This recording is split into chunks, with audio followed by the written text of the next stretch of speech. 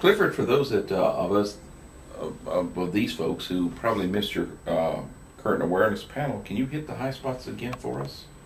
Of the earlier panel. Yeah, the earlier panel, yes. Well, this was something that Mike Diaz from ProQuest put together, and it was it's one of these sort of evergreen topics. You know, how do you stay up on what's going on, which is one that librarians particularly obsess about for some reason. I mean, I hear this question raised over and over again in library meetings, and of course there's never a simple answer to it.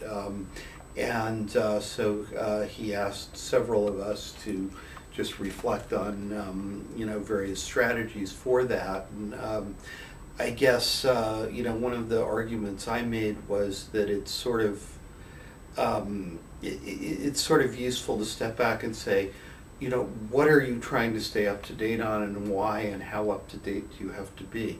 You know, if you're doing, for example, software security, those people stay very, very up to date on patches that have been issued, because every minute the patch is out there that they don't have it on is a window of vulnerability for trouble. On the other hand, if you're doing grants administration and you learn tomorrow morning rather than tonight that there's a call for grants under a certain program that's going to be open for 90 days, was that really time critical?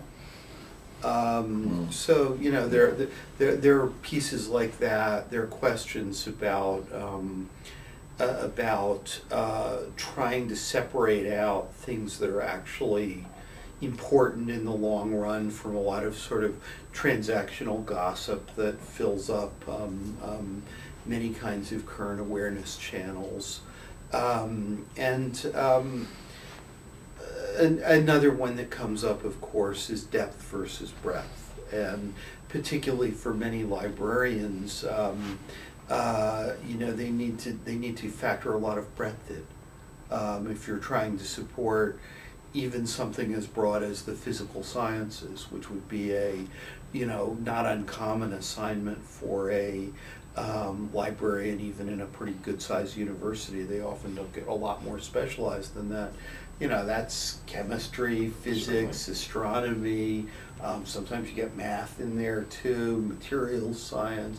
That can be quite a handful of areas to stay current on. So, you know, we went through that sort of agenda, and everybody, you know, said a few words about bits of software they found useful. There were, you know, a considerable spread in terms of amount of reliance on social media. I'm not a heavy user of social media. Some of the other folks on the panel are very, very heavy users of some of those tools. Okay. So that was the kind of the spirit of the panel, and there was a lot of good discussion with the audience. It's one, you know, this is an issue that never goes away, and it's a very nuanced one, because you know, at one side you've got everything from things I'm really sort of immediately worried about at work, to things that I care about as a professional, to really even broader kinds of questions about you know, personal intellectual curiosity and where that takes you. And you know, one of the other amazing things is how it jumps boundaries between one and another. Something that you were just curious about suddenly cycles into your work in unexpected ways.